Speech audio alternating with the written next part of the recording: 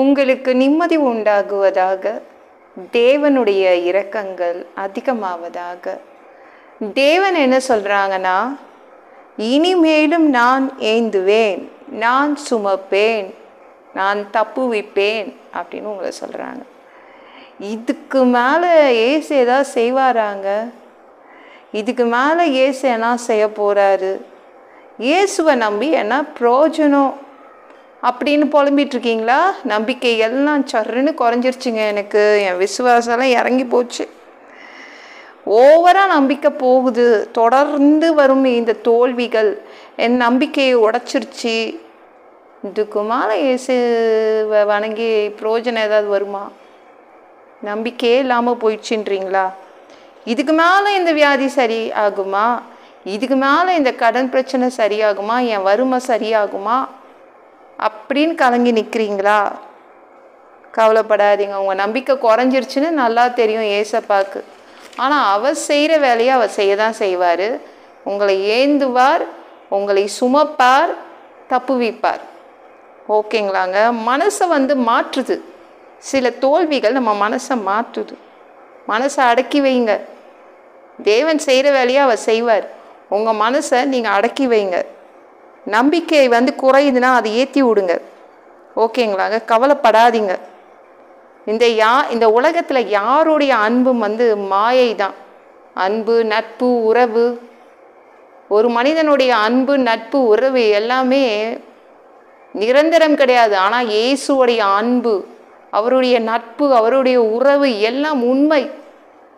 அவர் பொய் சொல்ல மாட்டார். மனிதர்கள் மாதிரி இன்னைக்கு ஒன்று நாளைக்கு ஒன்று அத்தனை நாள் இன்னொன்றுன்னு பேச மாட்டாருங்க. அவர் எப்பொழுதும் அவங்க மேலே அன்பாக தான் இருப்பார். எப்பொழுதும் உங்களை தாங்குவார், உங்களை சுமப்பார், உங்களை தப்புவிப்பார். ஓகேங்களாங்க? சாத்ராக், மேஷாக், ஆபேத்நேகோ அவங்களுக்கு நேபுகாத் நேச்சார் அந்த ராஜா கிட்ட மாட்டிக்கிட்டாங்க. அவங்களுக்கு அக்கினி தீயில எரித்து கொண்டுடுங்க, அக்கினி சூளையில் போட்டுருங்கன்றாங்க. தண்டனை வந்துருச்சு. அப்போ நம்பிக்கை என்ன ஆகுதுன்னா சர்ன்னு இறங்கிடுச்சு. என்ன பேசுகிறாங்க பாருங்களேன். தானியேல் 3:18 விடுவிக்காமற் போனாலும் நாங்கள் உம்முடைய தேவர்களுக்கு ஆராதனை செய்வதும் இல்லை, நீர் நிறுத்தின பொற்சிலையை பணிந்து கொள்வதும் இல்லை, உமக்கு தெரிந்திருக்க கடவுது என்றார்.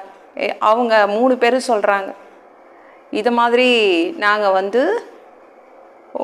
நீங்கள் 60 அடி உயரத்தில் தகன் மின்ற இந்த சிலையை வச்சுருக்கீங்க, தங்கத்தாலான சிலை. அது தங்கமோ வைரமோ பித்தளையோ அது என்ன சிலையாக இருந்தாலும் நான் வணங்க மாட்டோம். எங்கள் தேவன் தப்பு வைக்கலனா கூட பரவாயில்ல. ஏன்னா அவங்க மாட்டிக்கிட்டாங்க. அதனால் அந்த நம்பிக்கை குறைஞ்சிருச்சு அவங்களுக்கு. பரவாயில்ல, எங்கள் தேவன் எங்களை தப்பு வைக்கலனாலும் பரவாயில்ல, ஆனால் நீங்கள் நிறுத்தின சிலையெல்லாம் நாங்கள் வணங்க மாட்டோம் அப்படின்றாங்க. ஆனால் தேவன் என்ன பண்ணார்?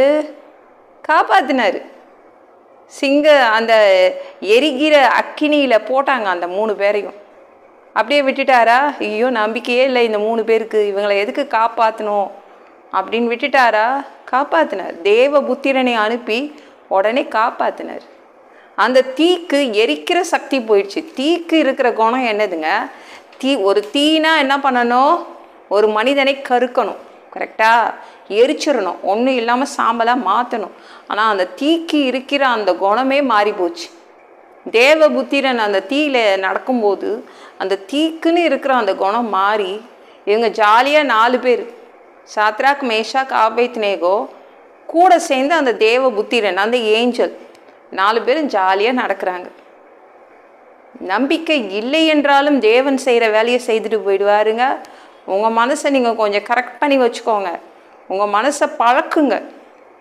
என்றைக்கும் இயேசுவை விட்டு அந்த நம்பிக்கை குறையக்கூடாது. யாரை தான் செய்யணும்? எத்தனை தொடர் தோல்வி வந்தாலும் தைரியமாக இருக்கணும். ஓகேங்களாங்க? ஆனால் இயேசு வருவார். உங்கள் நம்பிக்கை குறைஞ்சாலும் இன்றைக்கி இயேசு வருவார்.